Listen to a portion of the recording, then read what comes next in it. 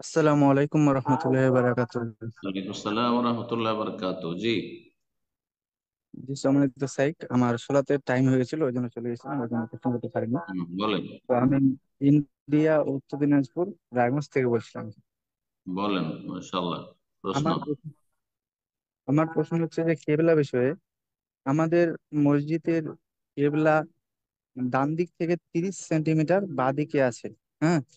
হুম তো হুম এক্ষেত্রে আমরা কিছুদিন একজন ইমাম সাহেবকে নিয়ে আসছিলাম এখানে। তার মাধ্যম দিয়ে আমরা পড়ছিলাম, প্রায় 3-4 মাস এরকম পড়লাম কেবলামুখী হয়ে, মানে কাতারগুলোকে বাঁকা করে। হুম তো এই ক্ষেত্রে বয়স্ক লোকদের, আমাদের এখানে কিছু বয়স্ক লোক আছে, তারা এটাকে মানে সহ্য করতে পারলো না। ওই হুম জন্য হুম তারা মানে একজন আলেমকে ডেকে এখানে হুম ইয়ে করলো যে সেই আলেম বলে গেছে যে এখানে যে কেবলামুখী হয়ে পড়া উত্তম, আফজাল। আর হুম যদি সোজা হয়ে পড়া যায়, যেরকম মসজিদটা আছে এখন, সেটা পড়া হুম যাবে, সালাত হয়ে যাবে। হুম। তো হুম এক্ষেত্রে হুম আমরা তখন মানে ওরা তখন মেনে নিল যে না, সোজা হয়ে পড়বো, যখন পড়া যাবে তো কেন আমরা কেবলামুখী পড়বো বাঁকা করে, আমরা সোজা হয়ে পড়বো। হুম হুম আমরা ইয়ং ছেলেগুলো যারা আছি, আমরা তখন বললাম যে না, এটা আফজাল যখন বলছে আফজালটাকে মেনে নিই। তো এই নিয়ে অনেক ঝগড়া বিবাদ হলো। তো তখন বললো যে ঠিক আছে, তাহলে ওরা ওরকম পড়ছে, আমরা যখন সুন্নত গুলো আদায় করবো তখন কেবলামুখী পড়বো।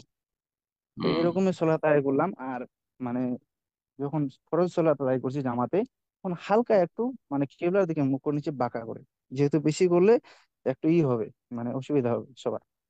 তো এই ক্ষেত্রে আপনার আমাদের একটু আফজাল নিয়ে মসজিদে ঝগড়া না করে আপনি সুন্নত গুলো বাড়িতে পড়লো তো আফজাল। শুধু আফজাল খালি শুধু কেবলা ঠিক করা, সুন্নতটা বাড়িতে পড়া আফজাল। তো আপনার আফজাল বুঝলে সব ক্ষেত্রে আফজাল উত্তমটা বুঝতে হবে। কথা বুঝতে পেরেছেন? জি। প্রশ্ন প্রশ্ন তো হয়েছে, উত্তর জি, বলি। আরেকটু খেলে বলি।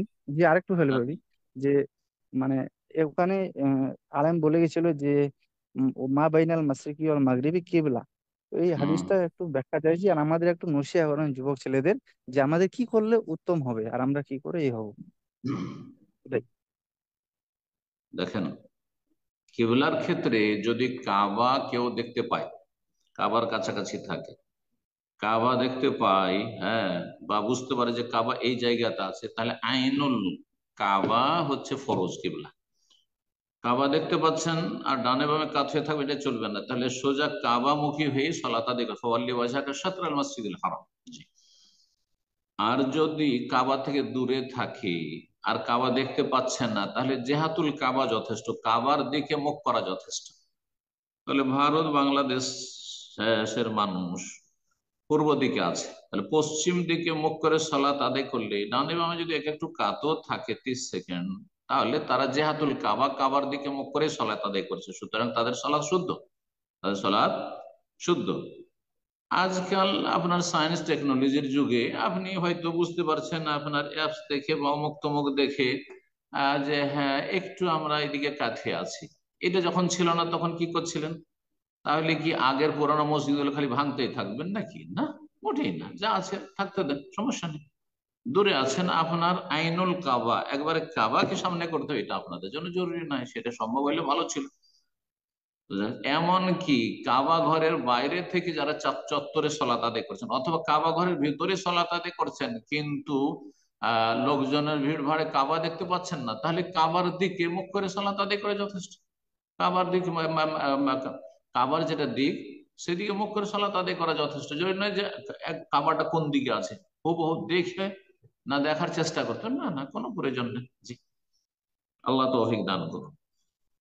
এক্ষেত্রে যেমনটা বলেছেন, ওই যে আলেমকে নিয়ে আসা হয়েছে, যে যদি কোনো জায়গায় সম্ভব হয় যে আইনুল কাবা, কাবাকে সামনে করে সালাত আদায় করে, এটি উত্তম। আর দূরে থাকলে কাবার দিক, জেহাতুল কাবা, কাবার দিকে মুখ করাই যথেষ্ট। আহ, মানে কাবার যে দিকটি রয়েছে, আপনি পূর্ব দিক আছেন পশ্চিম দিয়ে মুখ করা, যারা উত্তর দিক আছে দক্ষিণ দিয়ে মুখ করে সালাত আদায় করা, দক্ষিণ দিকে আছে উত্তর দিকে, যারা ইয়ামানে আছে তারা উত্তর দিকে মুখ করে সালাত আদায় করবে, যারা সাম দেশে আছে তারা বা মদিনে আছে তারা দক্ষিণ দিকে মুখ করে সালাত আদায় করবে, যারা আফ্রিকা ইউরোপে রয়েছে, আমেরিকা কানাডা রয়েছে পশ্চিম দিকে, তারা আপনার পূর্ব দিকে মুখ করে সালাত আদায় করছে, যথেষ্ট। এদিক সেদিক হলে কোনো অসুবিধা নেই তাতে। জি। আর ওই হাদিস, যে হাদিসটি বলে মা বাইনাল মাশরিকি ওয়াল মাগরিবি কিবলাতুন, পূর্ব পশ্চিমের মাঝে মধ্যবর্তী জায়গায় বা মাঝে কিবলা রয়েছে, এই হাদিসটি নবী সাল্লাল্লাহু আলাইহি সাল্লাম মদিনা থেকে বলেছেন। আর মদিনা কাবার বা মক্কার উত্তর দিকে, সুতরাং পূর্ব পশ্চিমের মাঝে হচ্ছে দক্ষিণ দিক আর উত্তর দিক। তো উত্তর দিকে দাঁড়িয়ে আছেন, দক্ষিণ দিকে মুখ করে, দক্ষিণ দিয়ে মুখ করে সালাত আদায় করা যথেষ্ট কিবলা। এই জরুরি নয় যে সেখান থেকে মেপে আসতে হবে মক্কা থেকে যে আহ, ঠিক কাবাটা কোন দিকে আছে, না, কোনো প্রয়োজন নেই। মা বাইনাল মাশরিক ওয়াল মাগরিবি কিবলা, এই কথাটি উত্তর দিকে দক্ষিণ দিকে যারা আছে তাদের জন্য বলা হয়েছে। ঠিক ওই রকমই পেশাব পায়খানে বসার ক্ষেত্রে ওয়ালাকিন শাররিকু ওয়া গাররিবু, পূর্ব দিকে মুখ করে বসো, না হয় পশ্চিম দিকে মুখ করে বসো, এটা উত্তর দিকে দক্ষিণ দিকে যারা আছে কাবার তাদের জন্য বলা হয়েছে। আর আপনাদের জন্য যারা পূর্ব দিকে আছেন, ভারত, বাংলাদেশ, পাকিস্তানে, তাদের জন্য বলো মা বাইনাল মাশরিক ওয়াল মাগরিবি, মা বাইনাশ শিমালি ওয়াল জুনুবে, মা বাইনাশ শিমালি ওয়াল জুনুবে কিবলাতুন, উত্তর আর দক্ষিণের মাঝে কিবলা আছে। উত্তর দক্ষিণ ডানে বামে রাখেন, আর আপনি পশ্চিম দিয়ে মুখের, পূর্ব দিকে দাঁড়া, পশ্চিম দিয়ে মুখ করে কিবলা সামনে। জি, বারাকাল্লাহ ফিক। ঝামেলা করবেন না। সন্ন্যত গুলির ক্ষেত্রে আপনারা যুবক ছেলে, হ্যাঁ, যুবক ছেলের জন্য নসিহা বলেছেন, যুবক ছেলেরা আবেগী, আপনারা মসজিদে কেন সুন্নত পড়ছেন? তার চাইতে বেশি 27 গুণ, একটি হাদিস প্রমাণ করে যে 25-27 গুণ বেশি নেকি পাবেন আপনি যদি বাড়িতে সুন্নত পড়েন। ঝামেলা থেকে মুক্ত থাকলে ফরজটা পড়ে চলে আসলেন। এখন মুরব্বীরা, তাদের আগে থেকে তাদের একটা প্রভাব রয়েছে, তাদের একটা ক্ষমতার দাপট রয়েছে, তাদের একটা মান সম্মান আত্মমর্যাদা বোধ রয়েছে, সুতরাং তাদের এটা মানহানি হচ্ছে যে আপনারা তাদের সংশোধন করে তাদেরকে আপনি সোজা করবেন, বা আপনারা যুবকরা সোজা করবেন, এটা ছোট হয়ে যাচ্ছে তারা, না? তো এখানে তাদেরকে আঘাত লাগছে, শয়তান এখানে কাজ করছে, সুতরাং আপনার আফজাল বুঝবে না।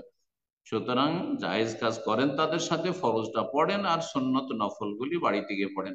মসজিদে যখন সুন্নত পড়বেন একটু বাঁকা হয়ে, তখন তারা আপনাদের সাথে ফিতনা লাগাবে, ঝামেলা বাঁধাবে, গ্রামে ঝগড়া হবে, ঝগড়া করা হারাম।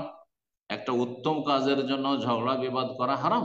জি, ভিড় ভাড় করা হারাম, দেখেন ভিড় ভাড় করে হাজরা আসওয়াদে চুমো দেওয়া সুন্নত। জি, এই রকমের রওজাতে, মসজিদে নববীতে আসা সুন্নত মুস্তাহাব। আর তার জন্য কেউ যদি ধাক্কা ধাক্কি ভিড় ভাড় করে, তাহলে নাজায়েজ কাজ, গুনহার কাজ করবে। বারাকাল্লাহ।